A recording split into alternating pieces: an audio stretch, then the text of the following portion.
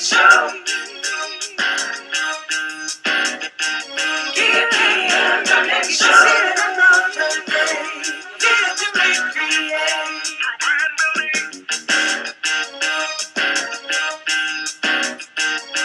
Akia Garnett Show. Will inspire and empower you, giving you the tools to build your brand. It's a new day for a new way to bring your vision to pass. Hello, hello, hello. It's Akia Garnett, and welcome to this week's The Akia Garnett Show.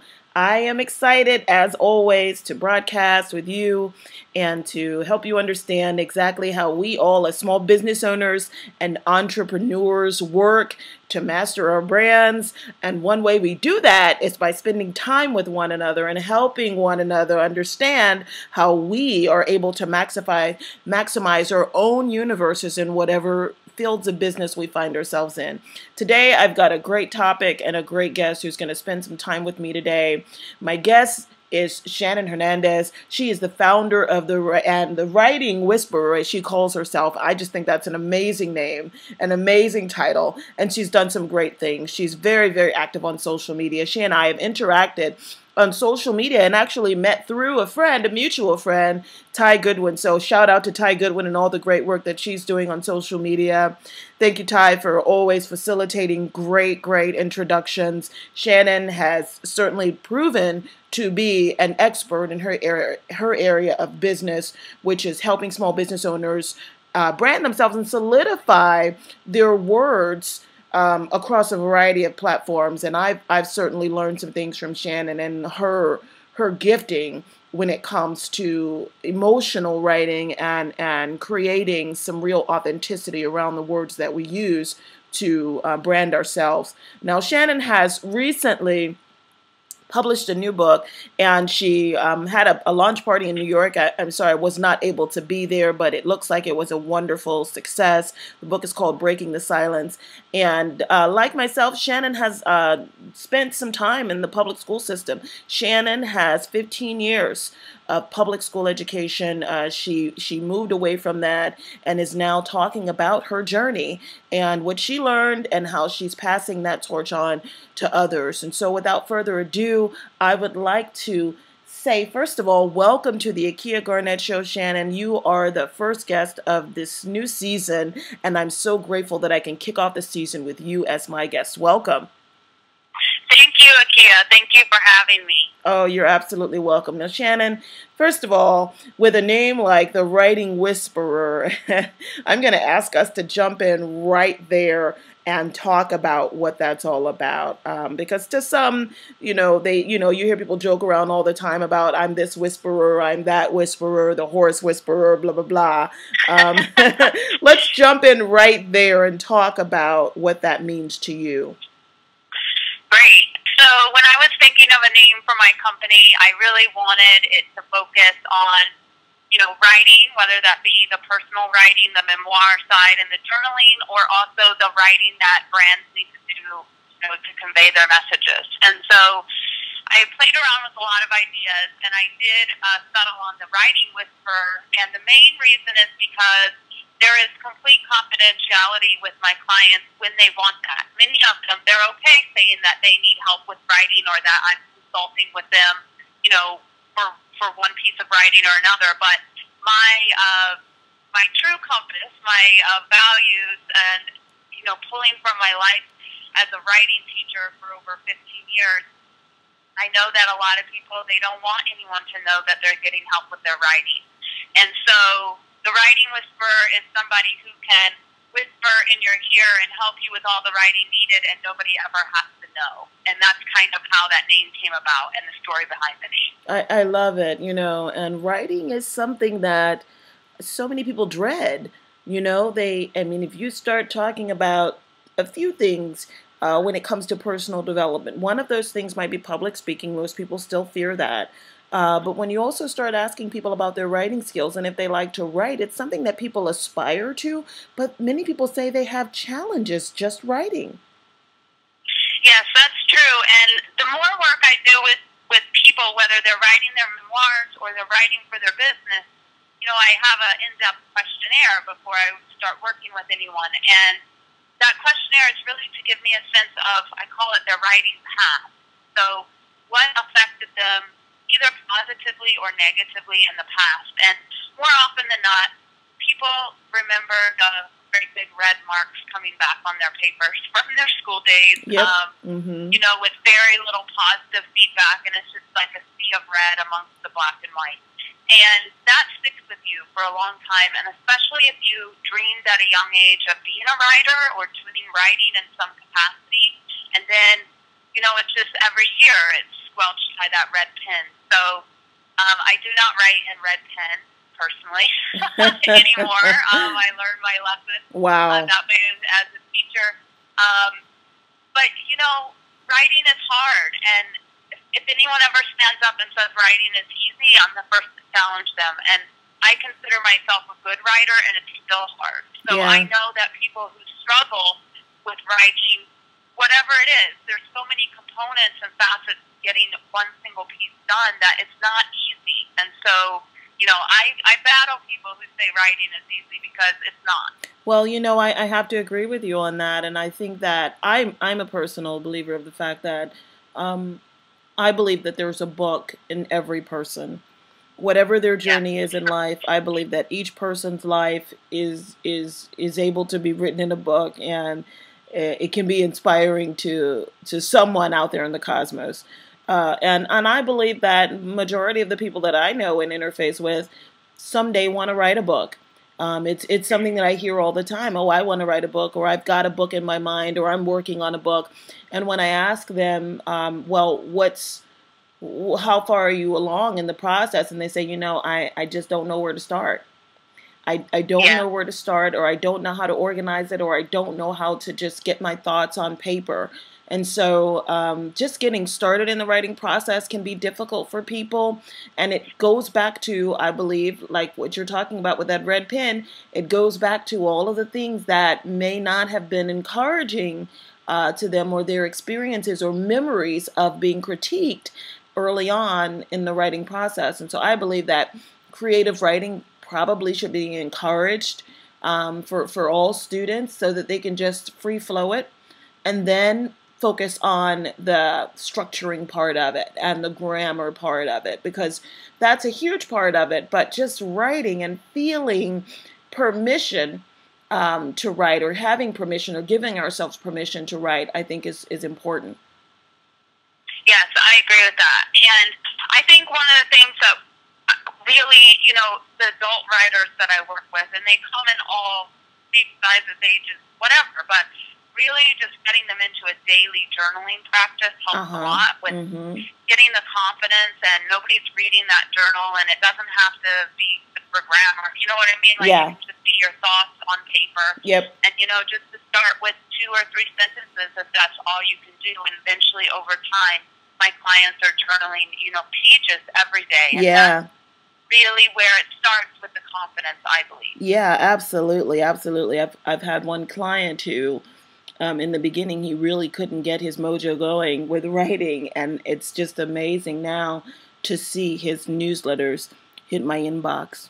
And they're not prompted by me. He's on, he's off, and he's in his groove, and he's writing regularly. He's getting his stuff out there, and it's just amazing to see, because I remember when it was really challenging just to get the first sentence out and feel comfortable with that.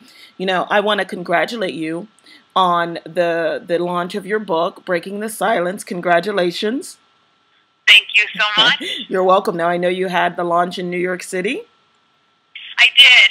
I had it at a brewery, the Brooklyn Brewery, and the reason I picked that place, there were 2 reasons, actually. One is because I like beer, and so books and beer just fit the theme of, like, the overall, getting through the writing process and the editing process. But also, the Brooklyn Brewery supports literary endeavors of all kinds, and they were very generous with their space and their resources. So it was a perfect fit when I went out looking for a place to hold such a nice event. That's great. There's something wonderful about publishing a book, and there's something even more wonderful about having people join you in the official launch of it. And getting a chance to just stop and celebrate the moment of such a major accomplishment.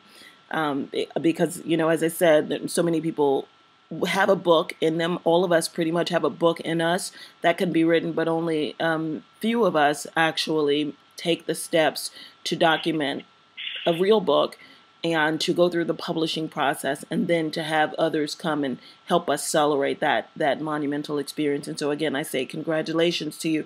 Now tell us about the book, Breaking the Silence, and what that part of your journey means to you.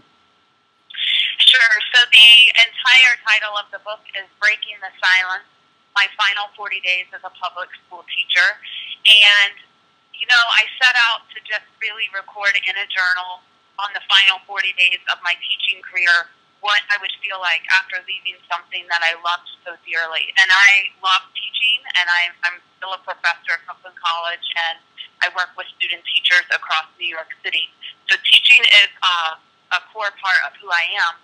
But I realized that my time with public education needed to stop before I got bitter. That's the nicest way I can put it. Wow. And so, you know, I had to really think about the process of, one, leaving and what that would mean overall when you love something so dearly and you kind of have to give up on that dream so that you can work, you know, from the other side of things, which is the education activism that I'm doing currently, but also how to reinvent yourself after 15 years in a career. You know, a lot of people would not have the guts to walk away. And sure. I heard it. Believe me, I heard it from my parents, and I heard it from older teachers who said, you only have 10 more years, like you can stick it out, you have retirement, you have benefits, but none of that mattered to me as much as living my truth and really being happy every single day. Wow. Mm-hmm. And so I kept a journal, and really I wasn't planning on turning this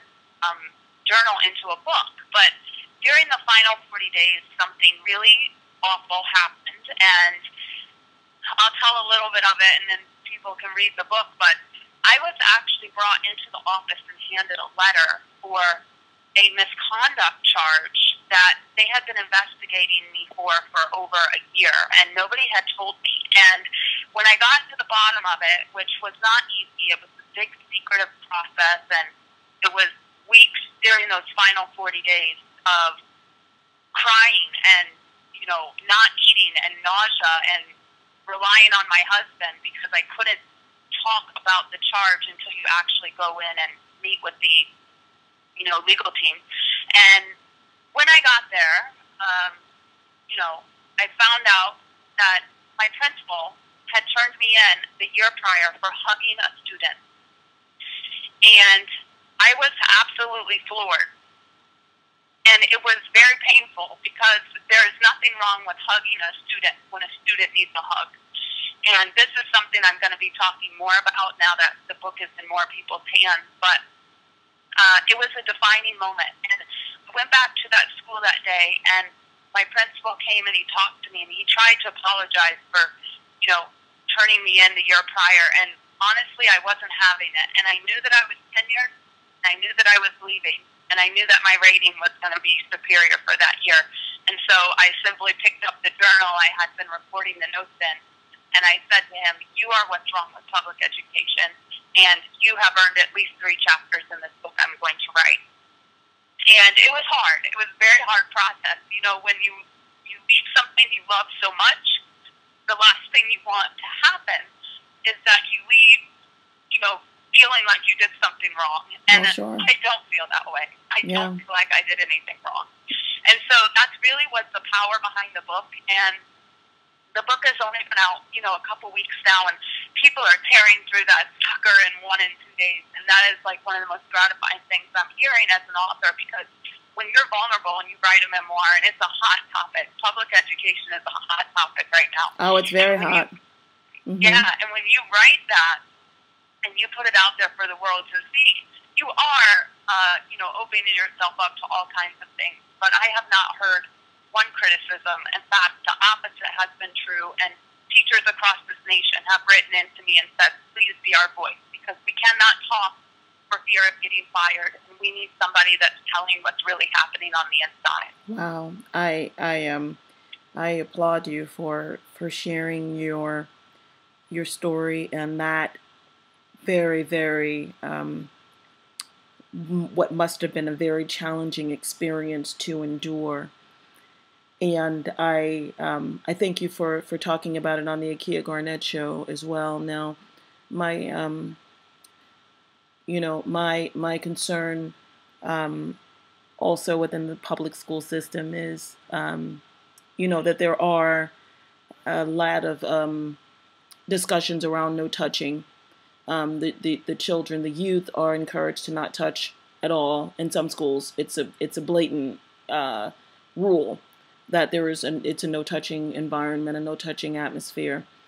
And with all of these stories that are sensationalizing the the concept of sexual discrimination and so forth in public schools up and down the coasts on East and West Coast in the United States and abroad. And then there's just so many other challenges with trafficking and human rights being violated all over the place. People are afraid. Parents are afraid to send their children to school. Teachers are afraid to truly communicate, even with touch with students, because of fear of anything being misconstrued. And so I would imagine that that was a very difficult thing for you to receive, in terms of a statement saying that you had been and you were under investigation for misconduct. That's got to be really challenging, and I'm sure that you can understand how parents are feeling across the country when they are afraid to send their students to school because not of a healthy touch, but the unhealthy touches that are out there. Because of the Yeah. I mean, there's a lot of it that's I mean, I've got a 13-year-old son he's in 8th grade, and I have to talk to my son all the time about what's appropriate and what is not appropriate in the school environment. I've got 2 daughters. Both are in college now, but they were in school, in public schools, and I always feared that someone, might try to take advantage of my daughters. But then I would hear my daughters talk to me about wonderful, wonderful teachers who encourage them and who help them feel comfortable being themselves in the school system. And so I would just imagine, on behalf of all the parents in America who have children in the public school system, or who have had them, or who will someday have them in the public school system, that there is some fear around how close the teachers can get to the students and helping their children understand the difference between healthy touch and non-healthy touch. Yes, I agree with that. But what I also want to say is, and this is something that I have written about for Huffington Post, and it's also very boldly written in my book a couple of times.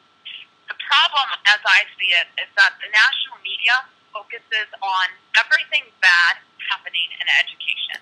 And there are millions and millions of positive things happening daily that nobody is giving any coverage to. And so we get this fear, right? We all get in this panic and this fear. It doesn't matter if it's about public education, or if it's about going to war, if it's about the stock market. It doesn't matter. It's because the national media is highly in tune that drama sells. You want to be quite honest about it. So, every parent that I have talked to, and I taught for 15 years, and that's a lot of parents, a lot of students, and a lot of parents. To be honest, the reason that those charges were unfounded in that hugging incident is because these investigators in New York City went across. Now, my students were in 8th grade that year, but remember, this happened the following year. So they were all over the city in high school, across the city.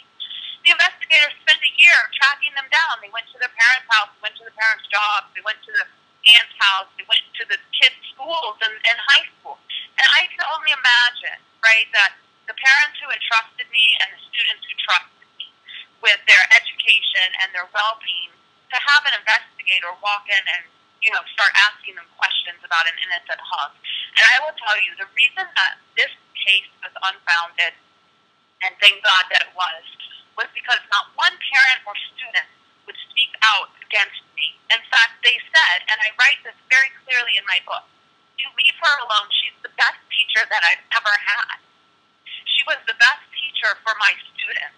She did what was right by the students. And so when you take that into consideration, there could have been one parent or one student, and that could have been a very different case. But I know what I did was not wrong, and I know that I have the best interest of the students that I teach. Shannon, in my heart. Shannon, the fact that you've got to defend or explain a hug is really sick in our society. It's sick that you would have to explain a hug, but I believe that there is even more opportunity for what you're talking about, and I think that there may even be another book or two or three regarding human touch, regarding human touch, and regarding the expression of love, care, compassion, and all of those things. But I also believe, on behalf of parents, that there's even more discussion that needs to be had around the boundaries of teaching and around the boundaries of supporting our youth when they are in the public school system. Now, having said that, let me clarify what I mean. I remember a conversation that I had in a training program with other administrators, and these were also public school educators, and some of them were private school educators. And I remember one of the teachers in the program saying that she felt that she had more love for her students than the parents did. And I remember the horror that I felt in my mind and in my heart, that a teacher would feel that she loved her students more than the parents loved their students. And there were some other teachers in that room who applauded her, and they felt the same way. This teacher wasn't a mother. She wasn't a parent. And so I can't defend all the parents in the nation, because clearly there is a real challenge with the way that parenting is happening. I mean, there are some stories now that would make us cringe regarding what parents are subjecting their children to, the abuse stories that are coming out, all sorts of things. So I try to look at this concept from a variety of angles. But when I hear teachers say that they have got to go a step beyond teaching in the school environment, it challenges me to want to have more conversations about why. Why does the teacher feel that she or he has to take a parental role in the student's well-being? What is the school system demanding of teachers? Is the school system demanding that of teachers?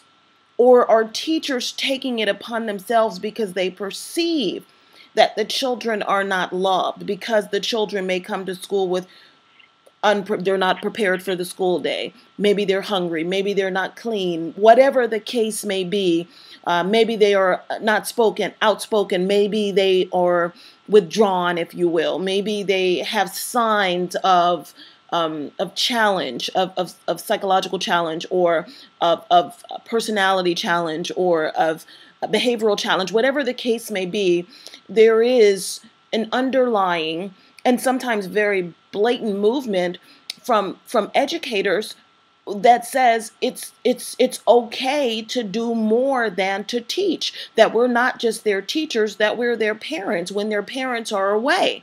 And my challenge to that is that you're not, that the parents are responsible for loving those children and providing for those children. And the teachers are responsible for teaching those children and preparing those children in every way possible according to, number one, their job descriptions, their commitment to teaching, their commitment to education, and of course they have a heart and they want to support these children, but they are not the parents. And so that, to me, is another book for you to consider writing, Shannon, or to consider talking about, because there are teachers all over the place who feel as if they are the mothers of their students when the mothers or fathers may not be performing to the task or may not be doing what those teachers feel those parents should be doing. And there are parents who send their children to school and they feel that the teacher should take over the parental responsibility because they're not able to. And that too is incorrect.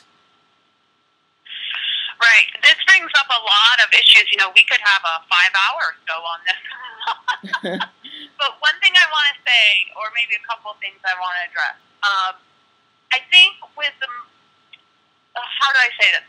So, you know, you cannot teach anyone. It doesn't matter if they're adult, child, whatever. It's very hard to teach anyone if their basic needs aren't met, right? So if they're coming to school hungry or they're coming to school disheveled and they haven't slept, or they're coming to school and, you know, they're getting made fun of by their peers because their clothes are dirty, these are all things that teachers battle day in and day out, because we can't teach them if they're not ready and their needs haven't been met at the most basic level. And so perhaps this is where a lot of teachers step in. And I'm going to tell you, I've taken my students shopping because they don't have clothes.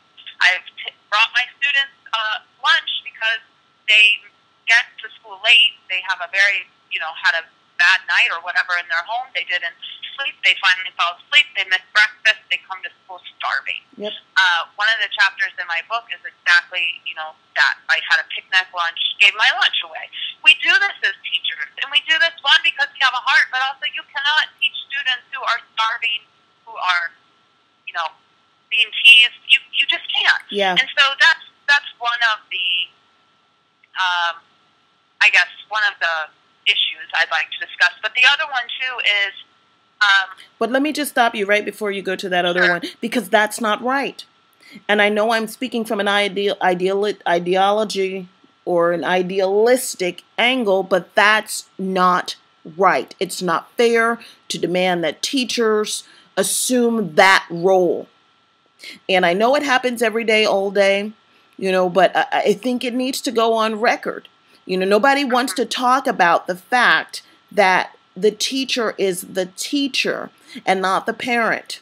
And so, you know, when you are going on your interview, when you're interviewing, you know, to become a teacher, are you interviewing and saying in those interviews, yes, I will give up my lunch for a hungry student. Yes, I will take my students on shopping, you know, for shopping and use my own money because I know the school will not provide money for that. Yes, I will buy school supplies out of my own pocket and sometimes risk paying my own bills or whatever so that the students who I'm teaching on my job will be able to excel. Yes, I will commit myself, my personal expenses, my personal time, and everything else that I have to offer to be a teacher. Is that what's required?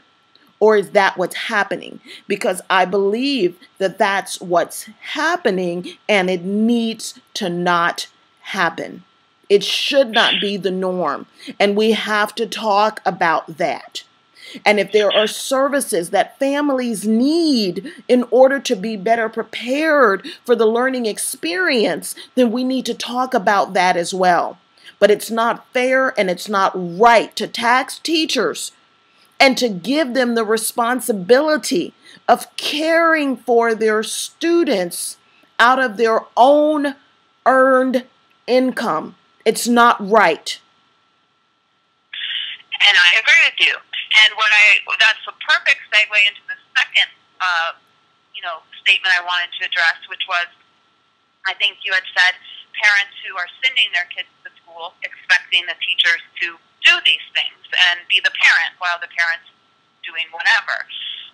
While the parent is working, or while the parent is not working. Maybe the parents aren't working. Some parents are, they are parents, and of course there's no training manual for being a parent, but many people have become parents and they are not prepared for the process, or they just didn't know or have any real tools for moving through the parental experience.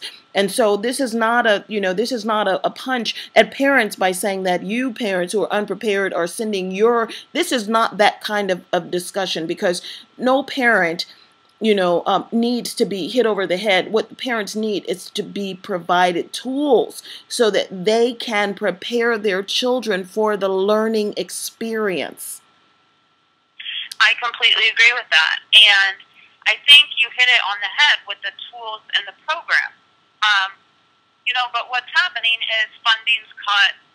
I mean, this is a bigger issue, right? So when they cut funding for schools, then the programs get taken away, or there are no programs that exist there to begin with. And so this is just a bigger, it's a huge problem. It is huge. And I was really concerned about, I haven't spoken about this yet, but I will here today. I was concerned about being the voice for teachers, because what I face in New York City as a teacher is very different than what somebody faces out in Oklahoma as a teacher. But what I realized, the more teachers I talk to across the nation and the more teachers that have emailed me, we do share a lot of the same concerns. It's this taxing of our own time and money for doing these things outside of teaching. That's a common concern. Another concern, which is good. I mean, it's good to have that concern, yeah. But and it's any teacher who goes into the teaching experience and they really have a heart for teaching, they have a heart for education. It's nothing for them to go in their pocket and give a quarter, to give $1 because the student doesn't have lunch money. It's easy for them to do that. And you think about the teachers back in the one-room schoolhouses. They were the moms. They felt that conviction to really take and provide for these children, all day, every day. And that is easy for a person who loves another person, or a person who loves children, to go in their pocket and help. And I think teachers would be offended if they felt like they couldn't do that, or that there was a question as to why they're doing that. But the question is, or the challenge is, that it should not be the norm, and it should not be expected. If there's a gift that a teacher is giving, then okay, it's a gift. But even that has challenged to me, because why does it have to happen? Mm-hmm. Yeah, I completely agree with you, Akia. This is a big issue, and it's all wrapped up, right? Like, there's a lot of stuff. It's about parenting, it's about teaching, it's about the thing I wanted to say too was that teachers or parents who might send their kids in and expect the teachers to do the same. Do they realize we have 32 people sitting in that room? Like, we can't be a parent to 32 people. That's not fair. It's not feasible. We can't. We can barely be a teacher to 32 people, which is absurd anyway, that any classes have 32 students sitting in them. So, you're right. This is an issue for, there's lots of issues for discussion here. And, well, you've given me some great things to write about for Huffington Post coming up, so thank you. Well, it just fires me up. It really fires me up when I think about, on behalf of parents, when I think about children, loving parents, when I think about children who are being harmed across the world, okay? And then I hear your story about hugging a student, and I have conflict internally, because I know that a hug is needed in so many ways for so many children who don't have a hug at home, or they don't have a loving environment. But I know that there are some unhealthy touches that are also taking place, and it hurts me as a parent to have that struggle inside with saying, she hugged a student. Is that okay? Is it okay to question a hug? And that's the society that we live in today. We question hugs. But we have to, and we can't ignore it, because of so many cases and stories of abuse. And so all the times that I've been hugged as a student, were they all healthy hugs? Were they all okay? I don't remember them all. And all the times that my children were hugged in the school system, were they ever at harm? You know? And so that's a real thing, Shannon. And I hope that you just walk that conversation until it has no legs left. Because we have got to get to a place of healthiness in the public school system. We have children, millions all across the country, who are going to school every day. And they should be safe. And they should not come to the school unprepared for the learning experience. And the teachers should be able to come to school to give every single thing that they have to give according to their job description and the passion and conviction that they have for teaching. And not have to feel badly if they go home and did not sacrifice their lunch for a student. Is it the teacher's responsibility to feed the hungry student?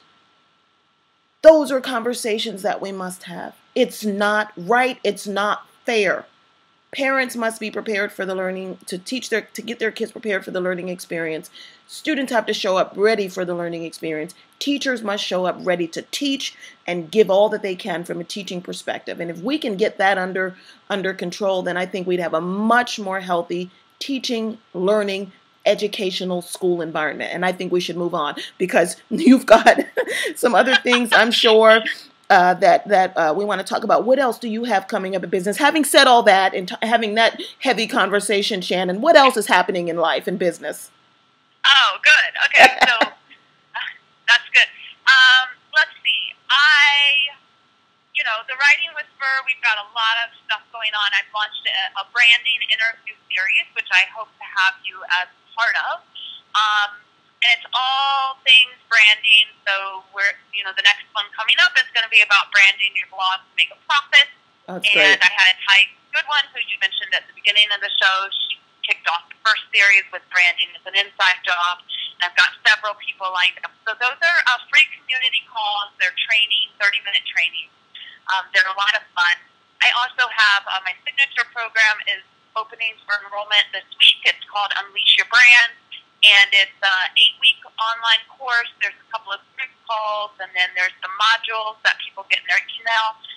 It's a very intimate experience. I only take 8 business owners into it, and that way I can give one-on-one attention. And it's all about, your about page and digital storytelling to build your brand, and a couple of other modules, but it's all getting your brand out into the world so you can really make an impact. And I will be launching in the new year, probably January or February. I'm going to be launching something for the memoir writers and all those people who you and I believe have a story and they just don't know how to get it on paper. Something along the lines called From Memories to Manuscript, getting your memoir on paper. Nice. And I'm going to be helping people, thumb out and really break down the process of what it takes to start the book, because I think that's the biggest hurdle. Is like, oh my gosh, a book is like such a big thing, but it's like anything else that's really big in life. If you have an overall plan and then you have the little steps along the way, eventually it comes together and you're ready to put your work out to the world. So that's something I'm really excited about, and I spent some time this fall developing that program. I love it. I love it. I love it. Sounds like you've got some great things coming up. I love it. And of course, I love branding. That's what my Tuesdays are all about. Tuesday branding. Now, listen, you said something earlier in our conversation. Shannon, you said that you wanted to leave the school environment or the school system before you got bitter. And I heard the excitement in your voice switch when we stopped talking about that heavy conversation and started to talk about branding. I heard and felt a fire within you, a fire of excitement. Did you have that same fire of excitement in you regarding the teaching, when you were working with students and helping them to write? I did. I am a teacher at heart. So when you put me in front of anyone or put me on a telephone with people, virtually, it just kicks right in. And I had to make a resolution that I wasn't going to leave bitter. I didn't care what happened with the hub. I had made a decision to leave before that, even with that thing even surfaced. And I don't know. I can't say.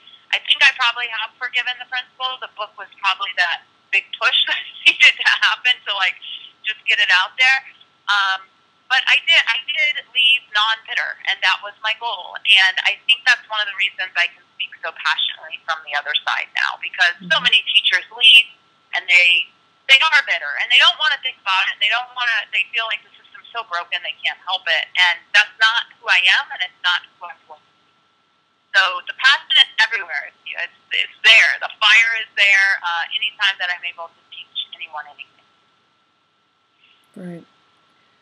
Well, what do you think would be full circle for you? Do you think that you would ever revisit that environment? Or how can you close, if the circle is still open, how could you close the circle? Because I would imagine that that there's some unfinished business there. I don't know how, but after 15 years, and yes, you said you wanted to leave before you got bitter, and then you have this shadow over your, your career, if you will, and even though you go and it's struck down or whatever, and it's proven or it goes away, it's still there. And you're teaching now, and you're still teaching because you're passionate. You're a teacher at heart. But that thing is still over there. How do you address that? I don't know if you have an answer right now.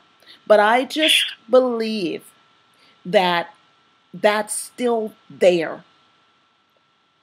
And I like to walk away from something when I'm ready. Right. Especially after 15 years. Especially after 15 years. You don't even have to answer that. I'm just saying that it's there. And it may not be tomorrow. It may not be in 10, 15 years. But the day will come when you will have your opportunity to close it the way you want to.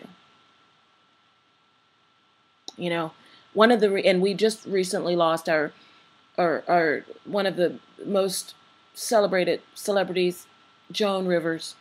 And one thing I can credit her for is that she always, like Frankie, Sinatra, she always did it her way. She did it her way. And that's, that closure is what I'm talking about. You can teach adults, young adults, seniors, everybody on the planet Earth, but there's something different about teaching and working with youth. It's different. And I would hope to see a day for you when you get to do it your way. Whatever that may be. Tell us how we can get in touch with you online, Shannon. Sure. So you can find me on the business side and memoir side at www.thewritingwhisperer.com. And if you're interested in checking out my memoir, Breaking the Silence, My Final 40 Days as a Public School Teacher, there's a website for that as well, and it's www.myfinal40days.com, myfinal40days.com. Awesome. Shannon, it's been an absolute pleasure to have you on the Akia Garnett Show. You guys, this is the kickoff of our season. And what better way to start it off than having a wonderful, wonderful, passionate conversation with a woman who I am just wishing all the best of the future to. Shannon, I applaud you for telling your story. I hope that it releases so much tension and new conversation for people so that they can have real conversations about the educational experience and the health and welfare of our children, and also the profession of teaching itself. Thanks again for listening to the Akia Garnett Show. The Akia Garnett Show is part of Tuesday Branding. And we have the Akia Garnett Show that starts at 10 a.m. We have Big Thinking with Kick Fanny, and that's with me hosting at 6 p.m. on Tuesdays, Eastern Standard. You can find out more about that show at kickfanny.com.